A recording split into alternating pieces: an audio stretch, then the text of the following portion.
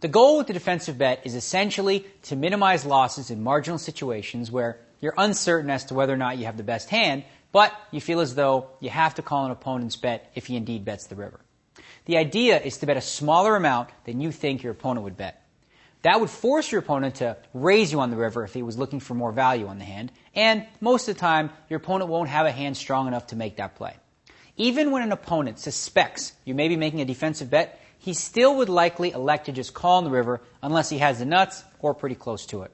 Let's take a look at a few examples of how to use the defensive bet effectively. With the blinds at 50-100, a player raises your big blind to 300 and you defend it with ace-8. The flop comes king 8-3. You check to your opponent and he also checks. The turn is a 6. And you check the turn, slightly worried that your opponent might be trapping you with a king. Your opponent now bets 450 on the turn and you decide you're going to look him up. The river card's the 5 of diamonds, completing the flush that was out there. If you're up against an aggressive player who's capable of making large bets on the river as a bluff, or even a value bet with a hand like ace-king, this might be a good time for a defensive bet since there's a hand you can now represent. If you bet the river, your opponent is not going to raise you unless he actually hit the flush on the river himself. Even with a set of kings, your opponent will likely just call on the river rather than raise. However, if you check the river, he'll likely make close to a pot-sized bet with a set there. Since you aren't really sure where you stand in the hand, the last thing you want to do here is face a large river bet. The best way to do that is to make a defensive bet on the river. So with 15-50 in the pot, you could bet as little as 550 on the river. Your river bet isn't intended to be a bluff at all, really. It is intended to accomplish the following. 1, take your opponent's big bluff weapon away from him on the river. Number 2, allow you to see the hand through at a cheaper price. Your opponent isn't likely to fold any hand that beats you for such a small-sized bet, but that's not the goal of the bet. The bet's designed so that you can minimize your own damage on the hand and not be faced with calling a large bet where you're unsure what to do. The bet simplifies your decision for you, really. If your opponent raises, well, you should probably dump your hand as he's likely just made the flush on the river. Now, there are some players that are capable of pouncing on a defensive bet as a bluff, but they're few and far between. Besides, we have a plan for those guys, and I'll get to that later. Okay, now let's look at another scenario where the defensive bet works well. Okay, with the blinds at 1 and 200, you call a raise from the big blind at 600 with pocket fives. The flop comes 5, 6, 7 with 2 clubs. You check, and your opponent bets 900. You raise the bet to 2,500, and he calls. Okay? Now the turn is the deuce of spades, and you bet 3,500. He calls. At this point, you put him on an overpair, but you're not sure. He may have a flush draw or possible straight draw. The river card is an ugly one for your hand. It's the 4 diamonds. Now, if your opponent was calling with an 8 in his hand, he may just have made the straight. Despite that, this is the perfect opportunity for you to make a defensive bet. If you bet this river card and your opponent raises you, you simply have to fold your set. It's extremely unlikely that he could raise you on the river without the straight, especially because you were in the big blind and could easily have the straight here.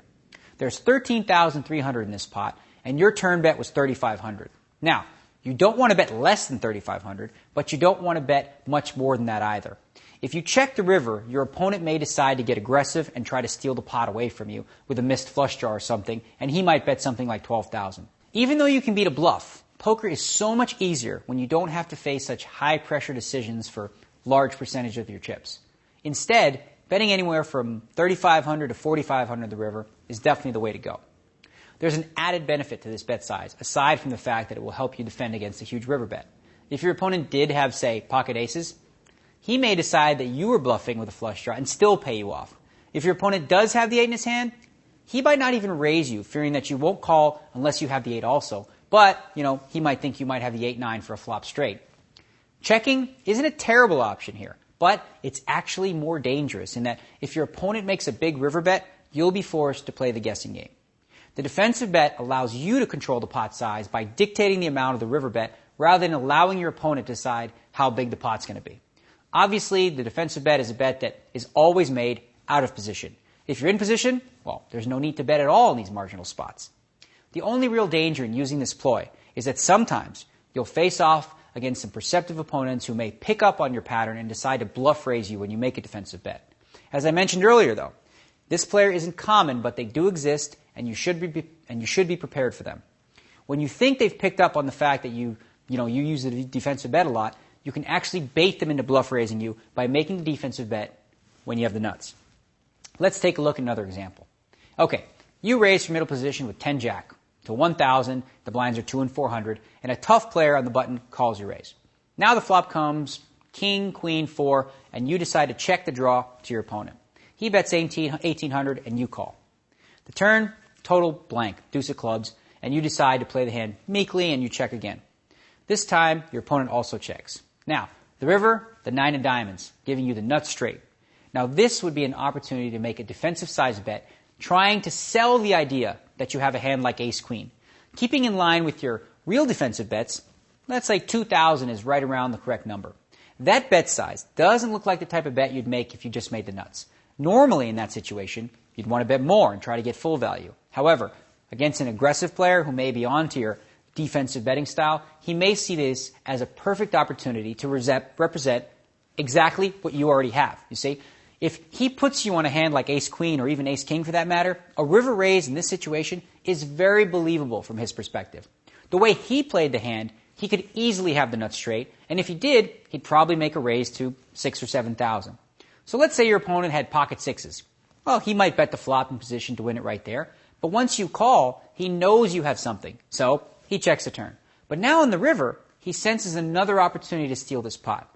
If you bet bigger on the river, you take his play away from him as he's less likely to pounce. If you check, well, you just might decide not to bluff since it looks like he's going to get called. The 2,000 bet in this situation could be the perfect play. He'll call it with a queen or a king for sure, and he might also raise you with absolutely nothing too. As with virtually anything poker related, the key to success is learning how to mix up your play and adjust your play according to your opponent's perception of you and your style. Maximizing value on any particular hand is just as much about knowing your opponent as it is playing the hand fundamentally correct. That's actually one of the reasons I have a problem with using absolute terms when it comes to poker.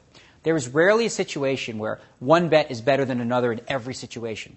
So much of it is dependent on the opponents you're playing, okay? For example, take that last hand we just covered and change the player from a tough, aggressive player to a weak player who calls too much on the river. Against that kind of player, a defensive bet would just be foolish. Instead, against him, you'd want to bet about 6,000 on the river and hope to get a call from a king or maybe a queen. You see, against this type of player, your defensive bet has little value since your opponent won't raise you on the river unless he has, well, the same hand you do, the straight.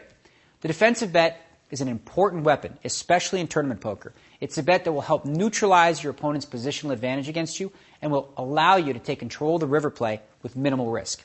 It's a play that's most effective, though, when used sparingly. The situation has to be just right for it to work properly.